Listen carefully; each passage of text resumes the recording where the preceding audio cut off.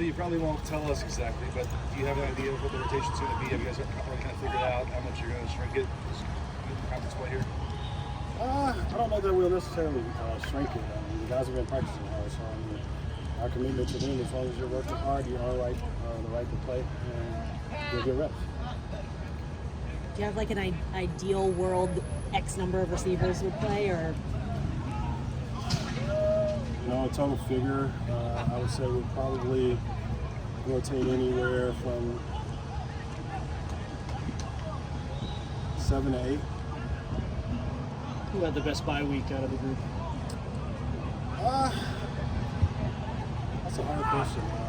Those guys, they came out and they worked their butts off these last couple of weeks. So, I can't say who had the best bye week. A lot of them did a lot of great things.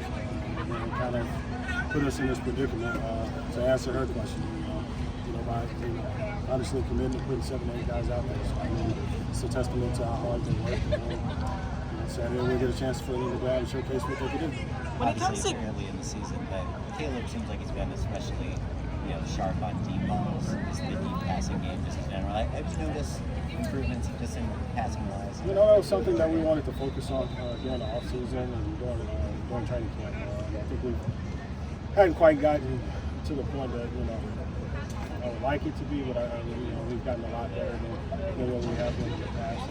That's something that we want to work on. We want people to be able to respect the whole areas of the field, both our intermediate game and our deep ball game. So that's something that we worked on. It's something that was transferred over to game day, and hopefully something that we'll continue to be able to utilize on game days and utilize the rest of the season. When it comes to game prep, do you study last year's Washington State game? Does that hold any value? We study everything. We spend a lot of hours up here. We study everything. It seems like Dorian's really been a big beneficiary of Caleb's plays when he freelances. Just what's key to kind of making big plays as a receiver once you see Caleb run out of the pocket? Well, he's active and he's going to look to throw the ball. So, our biggest thing is, we work scramble drills within every play that we have. And, guys have done a great job of understanding spacing and getting to their spots, and he's done a great job of finding them. So, it's something that we work, several times a week, and it's paying off in games.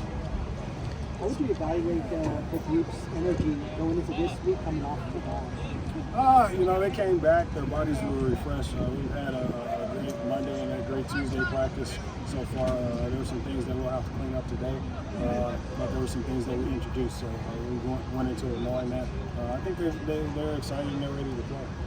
The biggest challenge for us, this team has never been on the road this year, so it's going to be a test for us to make sure that we can go into somebody else's house and not have the energy of our crowd, but have each other to depend on and go out and play at the same level that we've been able to play at home.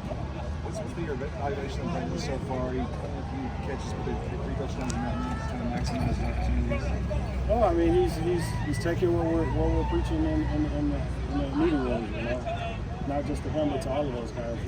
We're going to spread the ball around. Everybody's going to get their shot. It's on you now to maximize it and show what you can do when you get it. So I think he's done a great job of doing this.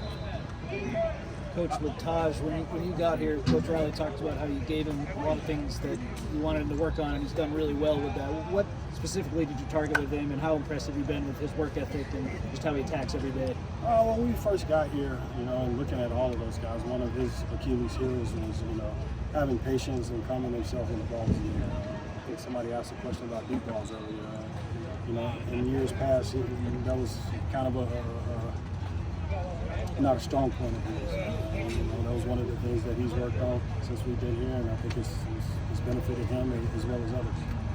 Obviously, I'm sure you're aware the quarter was spending a couple of weeks, but from your point of view, coaches can be like father figures and protective. Why is it so important for coaches to have these media policies in place to protect their players? Well, honestly, I kind of shield myself from the media, so I'm really not privileged to your question. We do look at our players like they're our children, so that would be a question really that you would have to ask him, because I don't really read any kind of media outlet, especially during the season. When you talk about Taj improving on deep balls, what's involved with him kind of improving in that way? A large part of it is just concentration. A lot of times when that ball's in the air, as a receiver, you wanted to get down so you get your hands on it. So just kind of relaxing yourself, relaxing your mind, especially when you got somebody hanging on to you.